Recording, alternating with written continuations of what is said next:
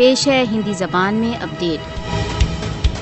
मोदी शासन भारत में मीडिया पर अपने नियंत्रण को अधिकाधिक करने में व्यस्त है। भारत द्वारा अवैध रूप से अधिकृत जम्मू कश्मीर तथा भारत में स्वतंत्र पत्रकारिता को राज्य दमन का सामना है। भारत द्वारा अवैध रूप से अधिकृत जम्मू कश्मीर तथा भारत में प्रेस की स्वतंत्रता के संदर्भ से मनाने के लिए कुछ नहीं है। हाल ही में NewsClick editor Praveen Purkayastha तथा उनके अन्य सहयोगियों की आतंक विरोधी कानूनों के अंतर्गत गिरफ्तारी भारत में स्वतंत्र पत्रकारिता के विरुद्ध भीषण आक्रमणों की प्रत्यक्ष अभिव्यक्ति है। एमनेस्टी ने कहा है कि न्यूज क्लिक संपादक पी पुरकायस्थ तथा इसके प्रशासक ए चक्रवर्ती पर छापे तथा गिरफ्तारी स्वतंत्र पत्रकारिता पर मोदी शासन के नियंत्रण के प्रत्यक्ष प्रमाण हैं। हाल ही में नई दिल्ली पुलिस द्वारा न्यूज क्लिक संबद्ध 46 पत्रकारों पर छापा मोदी के भारत में प्रेस की स्वतंत्रता पर बढ़ते नियंत्रण का स्पष्ट प्रमाण है। अरुंधति राय ने कहा है कि न्यूज क्लिक के लिए काम कर रहे पत्रकारों के घरों पर छापे डिजिटल मीडिया को सचेत करने का एक प्रत्यक्ष प्रमाण है।